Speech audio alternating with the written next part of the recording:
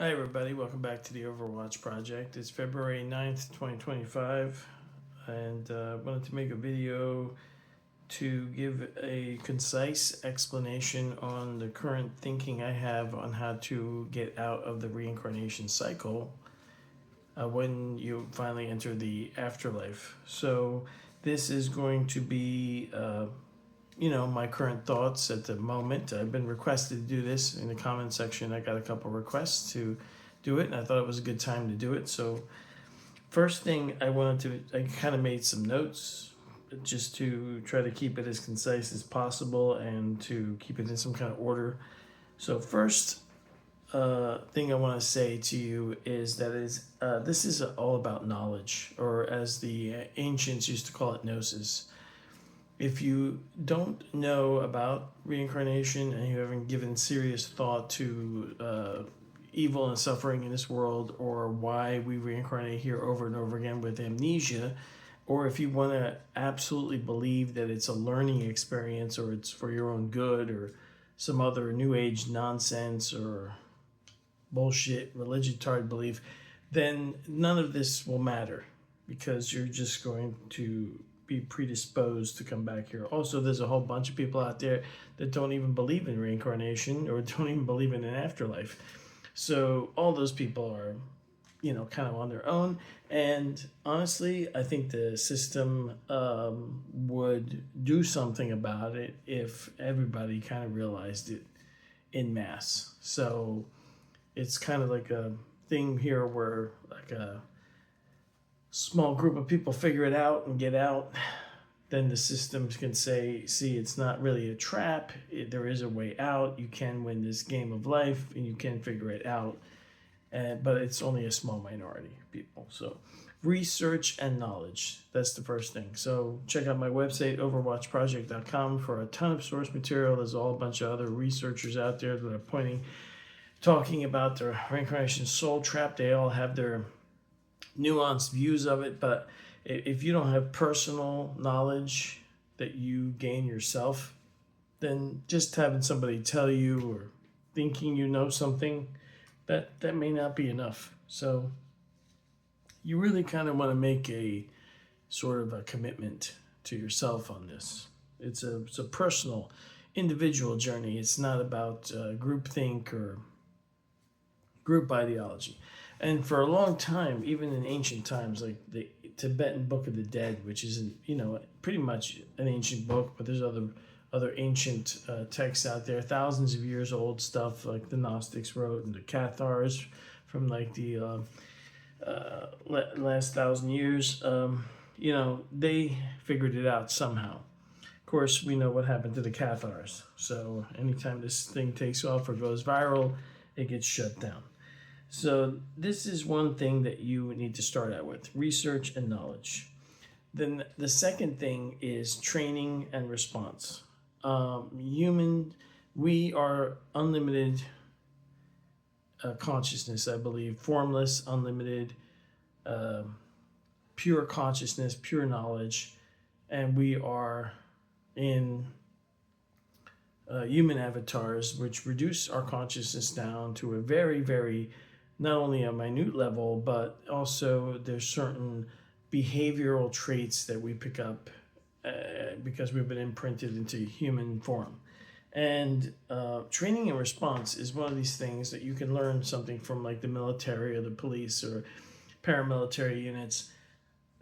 Humans have obviously are things that we have as human beings, traits that we have will transcend into the afterlife, at least temporarily. This is when you get interrupted by your former relatives, loved ones, angelic beings, Council of Nine, Jesus, Buddha, Allah, whoever. And then you'll have the whole love bombardment of overwhelming love, and it's all a big distraction. And of course, you have this whole, from birth to the time you pass on, that people get indoctrinated with belief in authority, belief in hierarchy, belief in whatever philosophy of religion or atheism that you have. And all these things are kind of traps. and then you carry that into the afterlife unless you change your mind about these things. And training, mental preparedness, mindset is really important.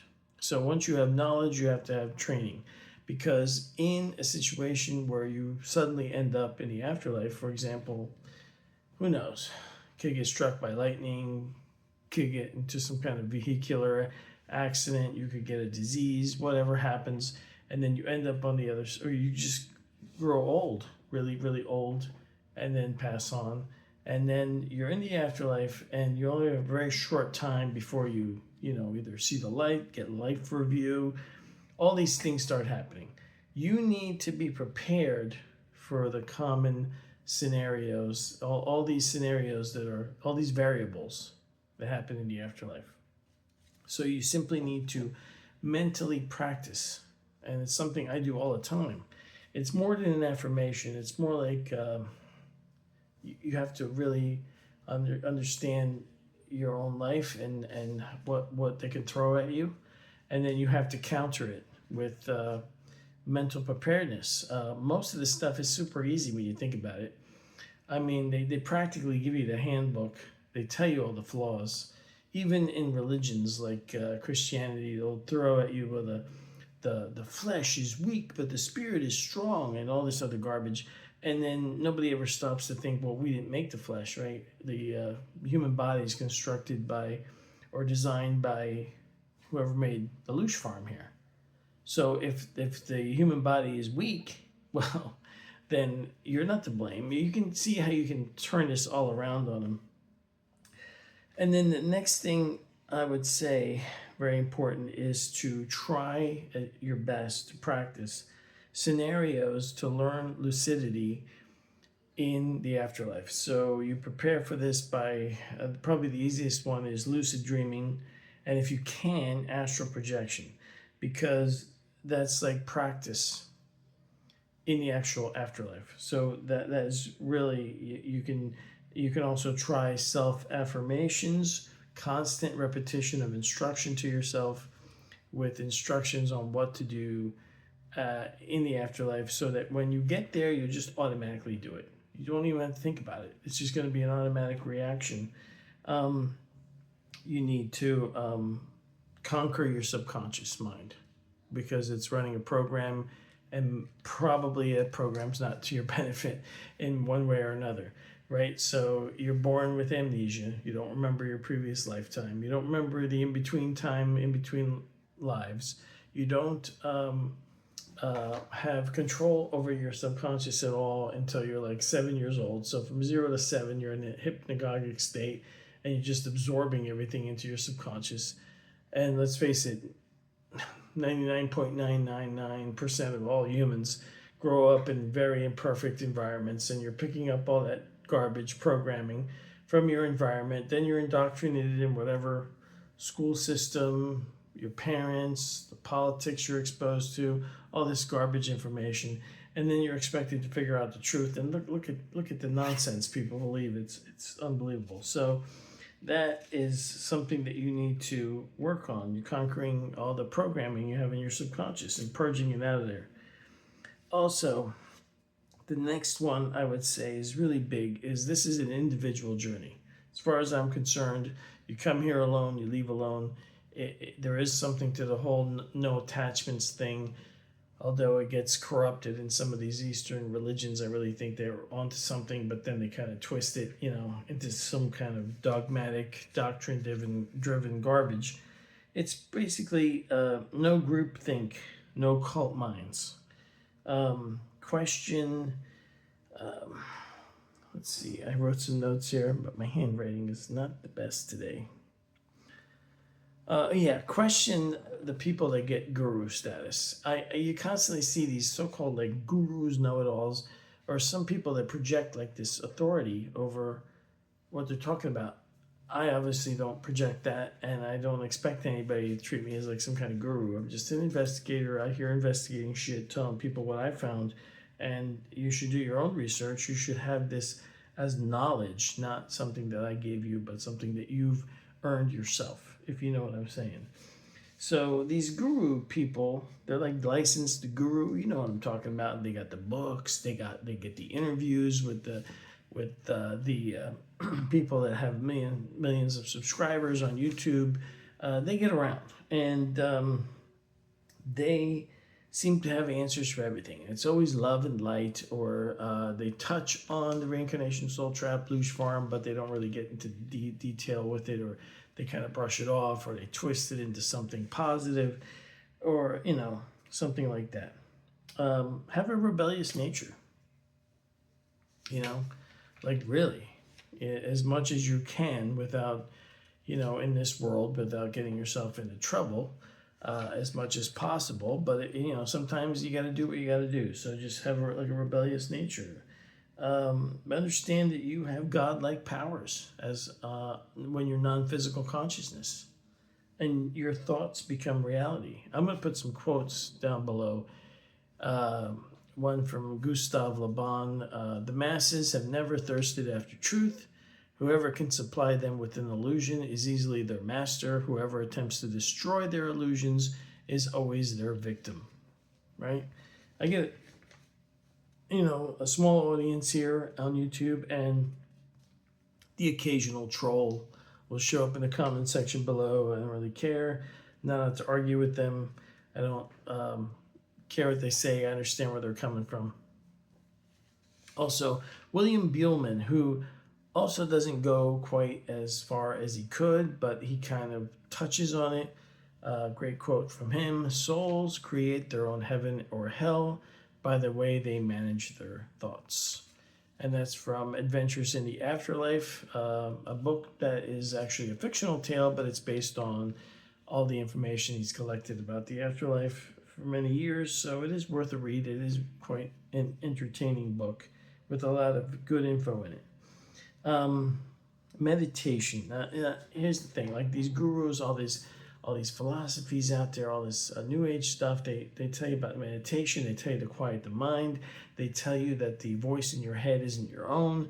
But actually, I would say that I question that. See, now I think that the voice is like, if you want to talk about a voice in your head or your inner monologue, the way I see it, my inner monologue is my monologue. It's for me. I don't hear other voices. I don't hear external voices. There are people out there with conditions where they actually hear voices in their head, and that is something different. There's also potential like spiritual attacks or possession, like shit going down, and that is totally separate. That is not what I'm talking about. I'm talking about your inner monologue, your own voice that a lot of people have. They tell you that meditation is this great thing, but people have been doing it for a really long time. Has it really changed the world in any better way? I don't think so. It's just another weird thing that we do. It may lower some blood pressure a little bit, it may calm you down a little bit, but this whole thing with the inner monologue shutting down, if this was such a big deal, I want you to think about this. And this is one of how the thinking processes I go through. If you look it up, I don't know, maybe some of you haven't heard this, but there's people out there, a quite big number of people, that do not have any inner monologue. Honestly, I don't know how they think. I can't explain how their mind works. And I don't even understand why that is, that they have no inner monologue. I've heard, the NPC term thrown around there, but I'm not sure about that exactly. But there's people out there with no inner monologue. So their mind is essentially quiet all the time. Isn't that basically what they tell you they want from you in meditation? How do you explain that? What do those people do if they meditate? They already don't have to quiet anything in their mind. They don't have any inner voice. Has anybody ever thought about that or studied that? I mean, I don't know. Some things come to my mind when I'm researching this stuff and can't find any answers on them because nobody's done any research that I can think of on it.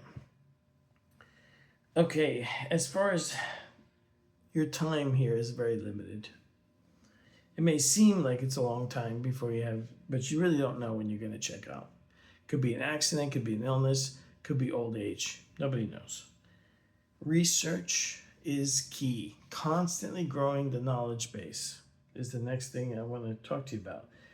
and then adapt and alter your plan accordingly. This is what I'm telling you right now. And in the end of this, I'll make a conclusion of, you know, my how to break the reincarnation soul trap. But basically, it kind of shapes and adapts over time as new information comes in. It's kind of settled down now to kind of like a stable form with some minor tweaks here and there. You put it all together at the end and you exit. How? Because you are not human, you are consciousness.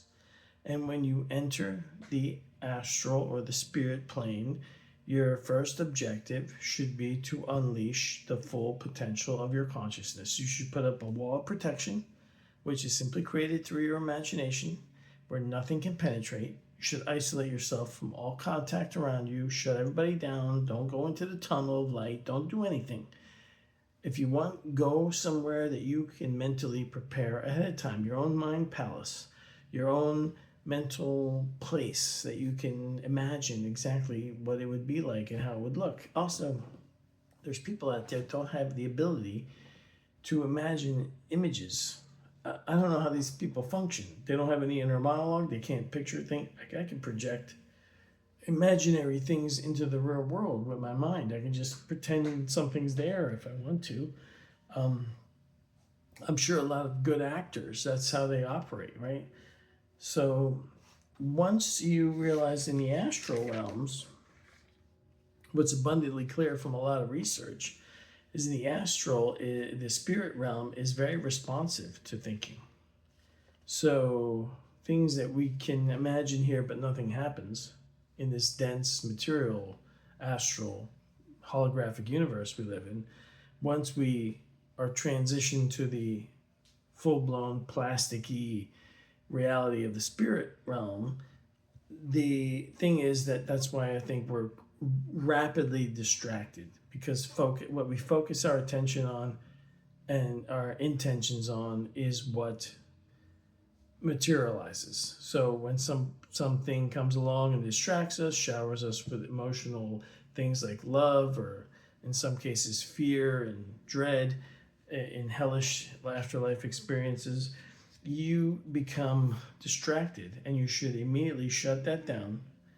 It's simple. Pretend in your head, go through a play, like, and see yourself as ultimately self-empowered, where nothing can harm you, and then just enact the terror and punishment you're going to give to these beings, these archons or these louche farmers, or whatever you want to petty name you want to give them, as they flee away from you. I happen to know from my own personal experience that when I was in surgery, that one, for my heart, that I ended up somewhere temporarily, and it was like a huge orange grove. I've talked about this before, and there was nobody there to bother me. There was no contact with anyone, and I really think that is because my mind's already set up for something like that. It's so programmed over the last decade of thinking about this stuff that nothing is going to interfere with me. And you want to become that solid of a mindset, and then you get out of here. And as for where you go, well, see, now we can't remember who we are, where we came from, or a lot of information, and we're thinking about it through the human brain processor, which is extremely limiting. So I would say that you have to go through a kind of a alone time period in your own little mind palace where you can reacquire yourself. And I'm sure that the multiversal reality out there is so vast that you will then be able to decide where to go from here. But you definitely don't want to be on Earth in another incarnation on this louche farm, and you don't want to be probably nowhere in the Earth astral realm. Or if this whole universe is actually part of the louche farm, you don't want to be in this universe. So all that is to be determined through investigation in the afterlife. So I hope that this all makes it all clear. I'm coming up on 20 minutes right now, so I'm going to end it right now, and I hope this helps. And good luck out there. Check out my website, overwatchproject.com. Please like and subscribe if you find my videos useful, and I hope this information helps you out in your quest to understand and then break the reincarnation cycle. See ya. Bye.